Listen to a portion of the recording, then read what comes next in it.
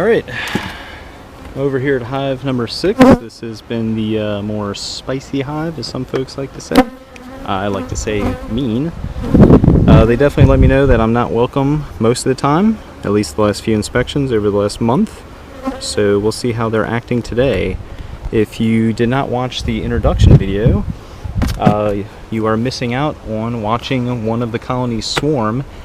It looked like it was coming from number 6, but I inspected number 2 earlier this afternoon and could not find a queen in hive number 2. So I'm kind of confused whether it was hive number 6 or hive number 2. That, you can see this, probably not, that's hanging in the top of that pine tree over there. So again, if you didn't watch the introduction video, I walked over there, took a closer look at the swarm that's hanging out. And I also put a swarm box or swarm trap on the top of about an 8-foot-ish, maybe a 6-foot ladder. And hopefully they will do all the work for me and swarm into the box. Will that happen? Probably not. I'll probably have to cut part of the tree down and shake them into the box. But regardless, let's get into number 6 and see what they're up to. Things are looking a-okay. Check that out. Sometime in the last week I came out with my 9-frame spacer and I pulled one of the frames out, so I'm running it as a 9-frame. And then I used the spacer to just evenly space out the frames. The bees actually can store more honey in a 9-frame than a 10-frame. Let me try this 1 year before, I think, maybe 2, and it worked out pretty well. So I'm just going to look through this real quick. I don't plan on looking through every single frame, but in hive number 4 I said the same thing, and then I found 3 queen cells in the top, in the super. So I knew I had some brood that still had to hatch out, but I did not think the bees were going to make queens out of any of those cells that were left. So with that said, I'm just going to go through and make sure the same thing isn't happening in hive number 6 here.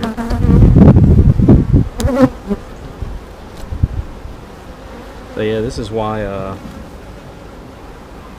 if you can tell right there at the top, hopefully you can see this, I'll have to figure out how to show you. But up here in that section, that's what happens when you run a 9-frame. The bees can draw, they can draw it off, they can draw the wax off the frame better, and in turn it holds more nectar and they can cure that into honey, of course.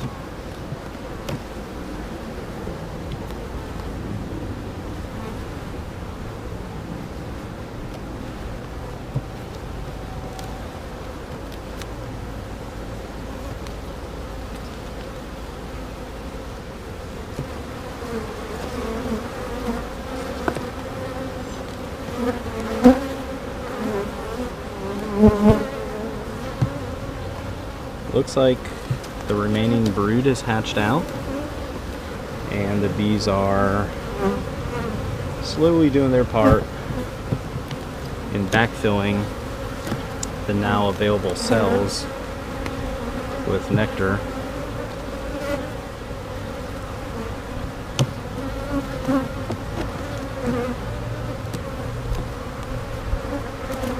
Yeah, they're even working on this frame. That foundation's pretty new. Alright, so I'm just going to put everything back, grab my spacer, get everything spaced nicely.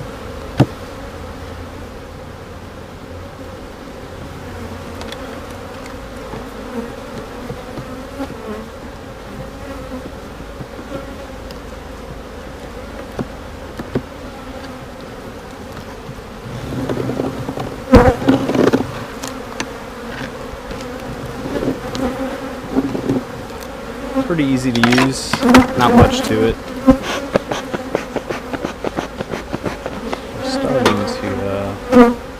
Starting to get a little feisty.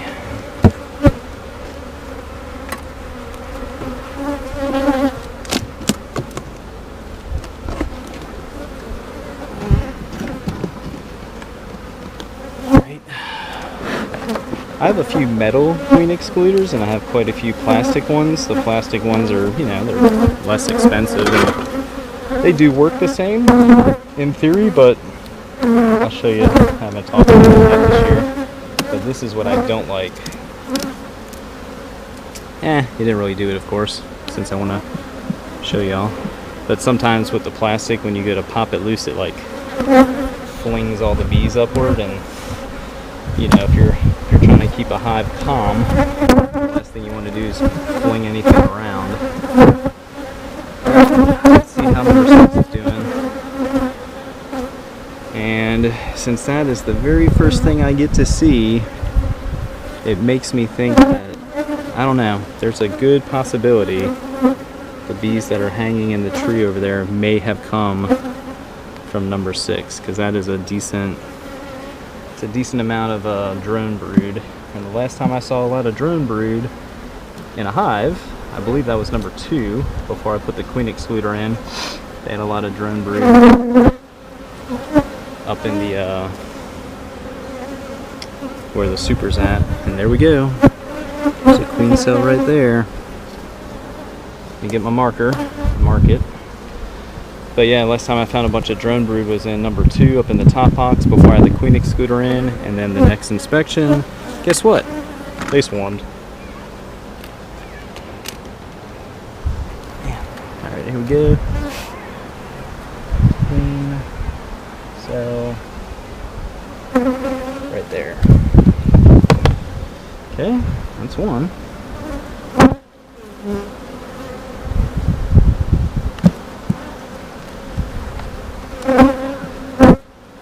This is pretty wild year so far. The amount of queen cells I've found. And I'm looking at eggs right here. I'm looking at day-old eggs right there, so just reconfirm. Yeah. All these cells right here have day-old eggs, so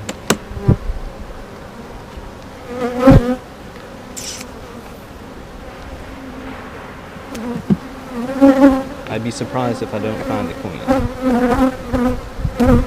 Or the queen that's in the tree laid those eggs yesterday and swarmed this afternoon. It was nice enough to wait for me to be in the bee yard so I can actually see it.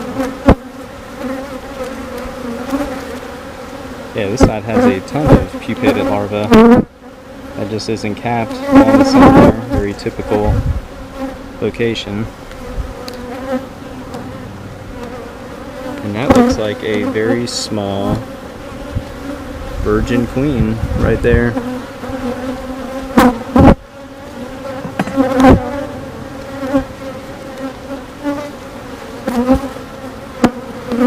What do y'all think? I think that's a virgin queen. Let's set her aside. So I don't know what's going on. I mean, they have pupated larvae, they have day-old eggs. That looks like a virgin queen. They have a queen cell that's about to hatch in the next few days. Ton of drone brood, which is a sign they're preparing for something. Swarming. There's a queen cell in the making. I don't know if you can see that or not, but there's a larva in there.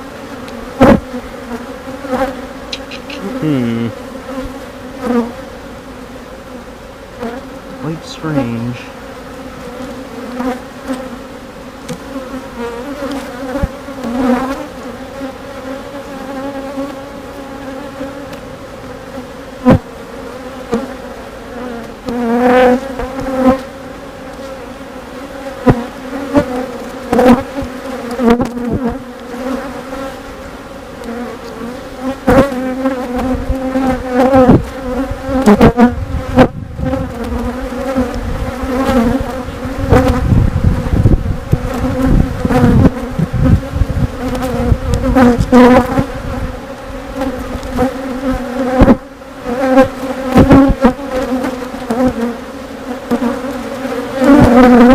I'm looking at more pupated larvae in the center.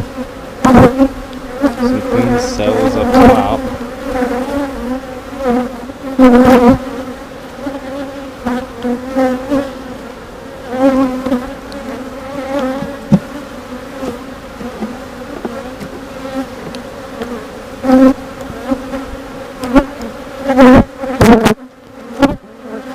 And I did not see any kind of larva queen. So it really just makes me wonder what happened.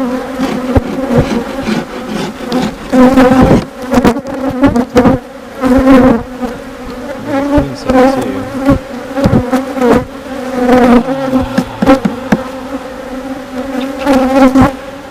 Damn. It's a tough one. Not really sure what to do with these. This is a marked queen.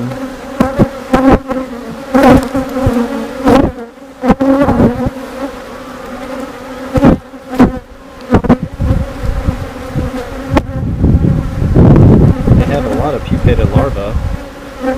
I wonder if, well, they have a queen cell too. I was going to say, I wonder if that's the laying queen. But she looks very small. Maybe that's why they made another queen cell. They're just not satisfied.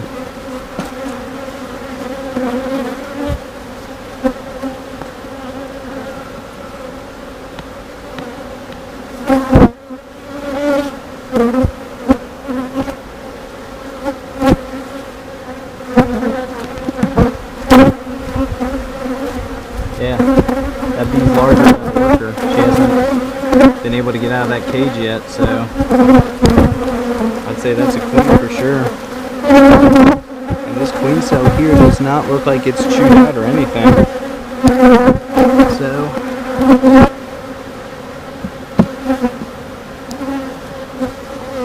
yeah, check it out.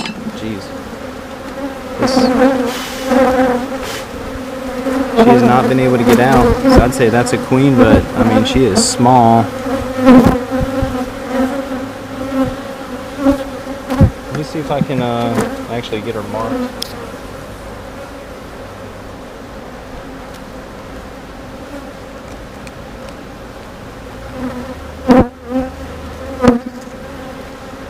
Nope.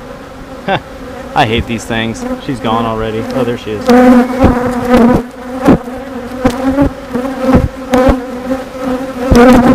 After paying attention, she was on my. Alright, let me see if I can get her marked, because I'm really curious if they do swarm to one of my traps that I have up. I'm always curious to see if I catch one of my own colonies, and that is only based off finding a marked queen, which, as you know, I'm not the only person that marks queens, so you know, there's always that.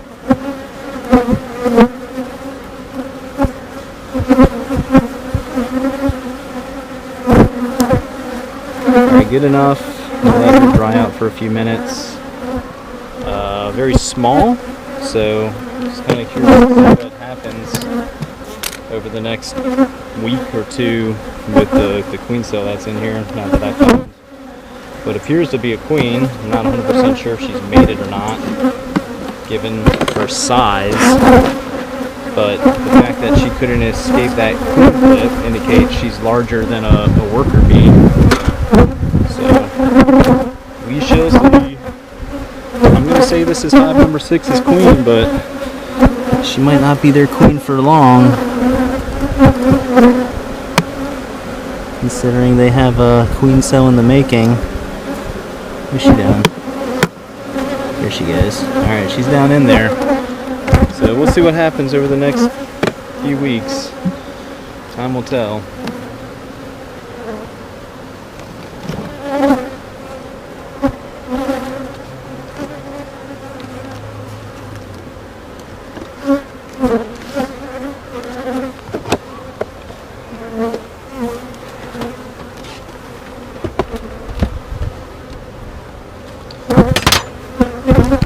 Alright, well, there you have it. Hive number 6. Not 100% sure what to make of them. I keep looking at the swarm in the tree. It's very interesting. Not really sure what to make of them. Found a queen Not 100% sure if she's marked or not because she's pretty small. And they have a fully developed queen cell that's probably going to hatch in the next week. So we'll see what happens between now and the next time I come out to inspect them, which will be in about 2 weeks. So more to come. But yeah, that's it for hive number 6. Not as aggressive as they used to be.